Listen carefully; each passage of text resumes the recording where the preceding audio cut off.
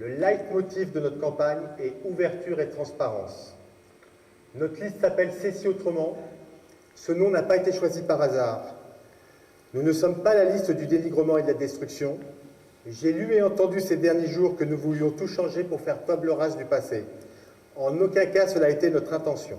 Je tiens à dire que je n'ai tenu aucun propos fallacieux et la seule chose qui a vraiment déplu au maire, c'est d'avoir osé présenter ma candidature à la mairie de Cessy. Sa mairie, comme il aime tant le rappeler.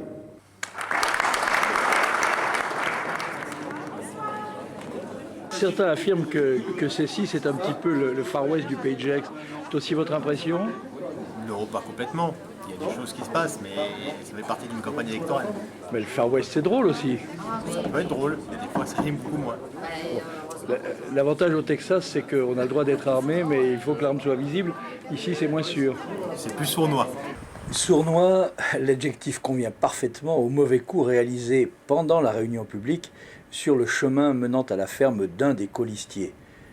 Plusieurs centaines de clous de tapissier déversés sur le sol, les pneus de 3 des membres de la famille, le candidat et ses parents, complètement hors d'usage.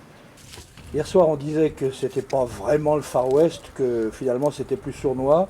On dirait la même chose aujourd'hui? Non, je pense qu'avec ce qui s'est passé hier soir, je dirais qu'on est plus vers Naples que vers le Far West. Ça vous a surpris? Ça m'a beaucoup déçu de la part de quelqu'un qui a 36 ans de mandat ou de l'entourage de quelqu'un qui a 36 ans de mandat. Les élections ne sont pas une guerre, les élections sont... Le but, c'est de gérer un village. Oui, mais en disant ça, vous dites clairement que c'est l'homme qui a 36 ans de mandat, à savoir le maire, qui serait à l'origine de ça. Vous pouvez le prouver? On ne peut pas le prouver. Simplement, c'est clair que ce n'est pas notre environnement qui est à l'origine de ça. Vous pensez que c'est un épiphénomène ou que ça peut encore s'aggraver? Il reste 2 jours, on peut espérer que ça va s'arrêter là. La police est prévenue? On a prévenu, on a porté plainte, donc il faut espérer qu'on va rester entre gens bien civilisés, que ça n'ira pas plus loin. 2 jours, c'est pas grand-chose. On ne joue pas notre avenir, on joue juste la gestion d'une commune.